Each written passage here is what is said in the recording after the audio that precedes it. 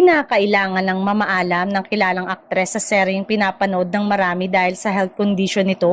Mahalaga ang role ng character actress sa serye, kaya lang, kapag nagagalit na siya sa isang eksena ay tumataas daw ang blood pressure nito.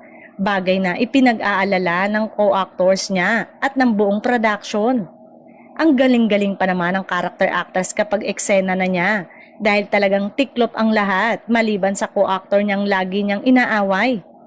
Sa kaso ng aktres ay inaayawan pa lang siyang makatrabaho dahil sa ugali niya na dahil nga sikat ay gusto niyang trato sa kanya ay mas mataas siya at kapag may shooting o taping ay halos angkinin na niya ang buong standby area o tent dahil sa rami ng gamit niya.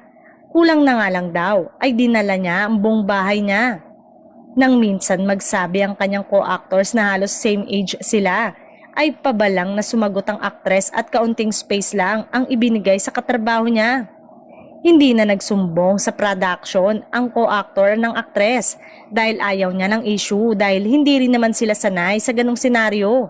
Yun lang, nangako sa sarili na kahit malaki ang talent fee na offer na makakasama niya ang aktres, ay mabilis na isasagot nito ay no. Kahit daw mababa ang talent fee niya sa isang project, wag lang niya makasama ang aktres na feeling almighty. Sa kasalukuyan, ay may show ang aktres at hindi niya katrabaho ang mga kasama niya sa dating talent management.